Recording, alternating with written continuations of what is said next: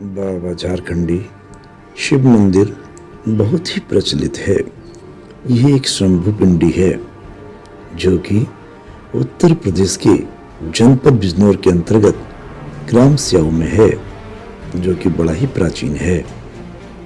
ये वह रास्ता है जो बाबा झारखंडी मंदिर को जाता है। यहाँ पर अपने वाहन या फिर बैटरी रिक्शा या अन्य संसाधनों से भी जाया जा सकता है। मुख्य मार्ग से लगभग 1 किलोमीटर की दूरी पर यह मंदिर है। मंदिर का मुख्य द्वार यह है, जहाँ पर मेले के दौरान बाबा के मंदिर तक लंबी भीड़ लगी होती है। ये है बाबा भोलेनाथ का मंदिर। आपको ये भी बता दें कि जैसे ही मंदिर ऊंचा उठाने की बात यहाँ के सेवार्थी सोचते थे कि मंदिर स्वयं ही ऊपर उठ जाता था, अर्थात जो मंदिर की पिंडी थी स्वयं ऊपर हो जाती थी। हमें जिन दर्शनों का इंतजार था, ये है बाबा भोलेनाथ की पिंडी के वही दर्शन। सभी लोग ध्यान से इनके दर्शन करें। पिंडी शंभु है, अर्थात स्वयं उत्पन्न हुई हुई ये पिंडी बाबा भोलेनाथ झारखंड की है। मंदिर के चारों ओर जो घंटे दिखाई दे रहे हैं, वे यहाँ पर आने वाले भक्तों ने चढ़ाए हैं और लगवाए हैं। ऐसा माना जाता है कि जो भी अपनी मन्नत मांगता है, भोलेनाथ उसको पूर्ण कर देते हैं। जिसकी मन्नत पूरी होती है वह बाबा के दरबार में घंटा चढ़ाता है। और जो ये आंकड़े का वृक्ष आपको दिखाई दे रहा है और मंदिर के पीछे सुशोभित है, कभी यहाँ पर एक विशाल पीपल का वृक्ष हुआ करता था। पीपल और दूसरी भाषा में एक दूसरा वृक्ष पापड़ी था। कहते हैं कि उसके अंदर एक विशाल नाग रहता था जो किसी को कुछ नहीं कहता था, परंतु दर्शन बीच बीच में देता रहता था। उस समय के बाद वह वृक्ष सूख गया, जिससे उसे काटना पड़ा। सामने जो आपको ये स्थान दिखाई दे रहा है, ये मुनि बाबा का स्थान है, जो कि प्रारंभिक समय में बाबा भोलेनाथ की सेवा करते थे। बाद में ब्रह्मलीन हुए, उनकी समाधि बनाई गई। कई लोगों ने उनके बाद भी उनके दर्शन किए हैं और मन चाहा फल पाया है। कुछ के दर्शनार्थियों का ऐसा कहना है कि वे रात को 12 से 1 बजे के बीच में निकलकर इस तालाब में स्नान करते हैं। सफेद वेशभूषा में लौटकर अपने स्थान पर आ जाते हैं। ये बड़ का वृक्ष है। यात्री यहाँ भी इस बड़ की पूजा करते हैं। आपको दिखा दें, ये हवन कुंड है, जिसमें उत्सवों में एक का आयोजन किया जाता है। उन्हीं के नजदीक में हनुमान जी का एक मंदिर है।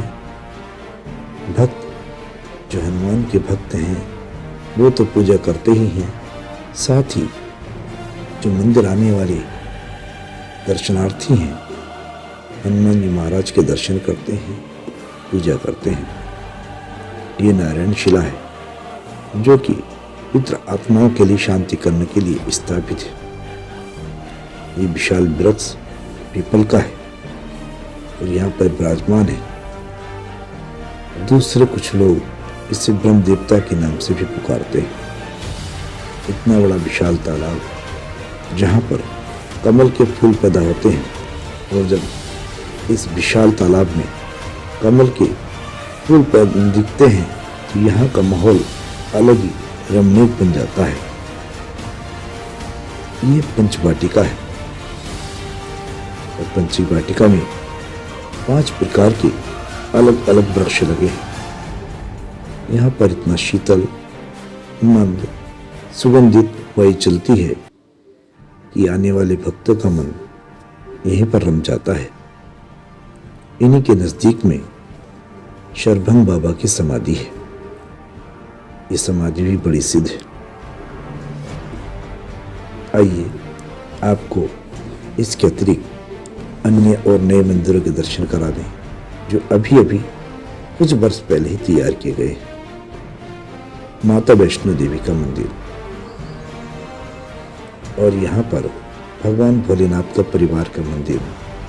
भक्त अपनी मन्नतों को लेकर के आते हैं, मन्नतें पूरी हो जाती हैं तो लोग मंदिर, धर्मशाला इत्यादि इत्यादि जो धर्मार्थ कार्य होते हैं मंदिर की सेवा में करते हैं।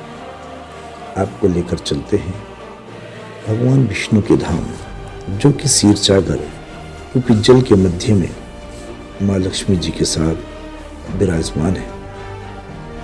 ये इनकी गुफा है, चारों ओर जल ही जल है।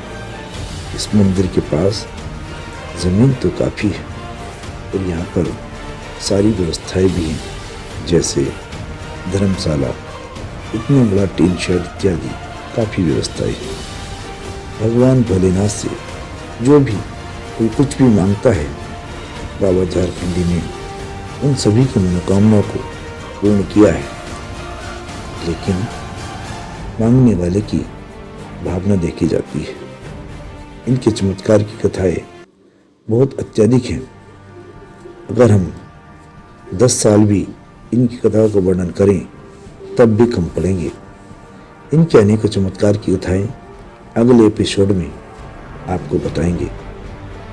प्रेम से बोलो जय भोलेनाथ, बाबा झारखंडी जी महाराज की ये जो है शिव झारखंडी मंदिर शाव से बोल रहे हैं। मैं पुजारी हूँ यहाँ पर लंबे समय से, और ये प्राकृतिक शिवलिंग है।